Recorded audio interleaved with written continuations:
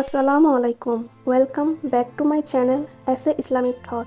আজকে আপনাদেরকে এক বোনের বাস্তব জীবনের দোয়া কবুলের গল্প শেয়ার করব।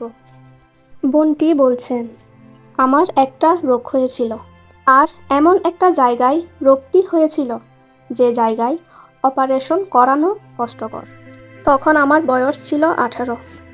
আমার আগে আরও একবার অপারেশন হয়েছিল টিউমারের জন্য, কিন্তু আবার একই রোগ হয় আমার। আর এখন যে টিউমারটা স্তনের পাশে হয় এটা অনেক বড়, তাই আমি বেশি ভয় পাই।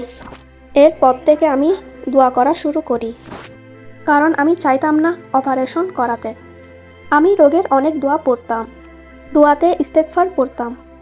সুবহান আল্লাহ, 1 মাসও হয়নি আমার এত বড় টিউমারটা নিমিষেই মিলিয়ে যায়।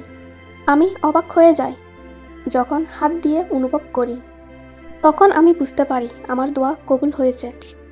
এখন আমি অনেক সুস্থ আছি, আলহামদুলিল্লাহ। এত বড় টিউমার মিলিয়ে যাওয়ার পর বুঝতে পারলাম আল্লাহ চাইলে সব সম্ভব। ইস্তেগফার পড়ে দোয়া করলে সেই হালাল দোয়া কবুল হবেই। তাই আমাদের সবার উচিত আল্লাহ তাআলার উপর ভরসা এবং তাওয়াক্কুল রাখা। দোয়া কবুল হওয়ার কিছু সময় জেনে রাখুন। ফজরের নামাজের পরে দোয়া করলে দোয়া কবুল হয়। নফল নামাজের সিজদায় দোয়া করলে দোয়া কবুল হয়।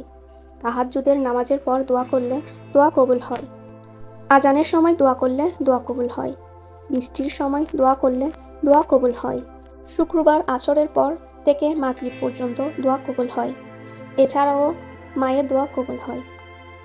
দান সদকা করার পরে দোয়া করলে দোয়া কবুল হয়। কোরআন খতম দেওয়ার পরে দোয়া করলে দোয়া কবুল হয়। এই দোয়া কবুলের মেন সময়গুলোতে আপনারা দোয়া করবেন, ইনশাআল্লাহ আপনাদের দোয়া কবুল হবে।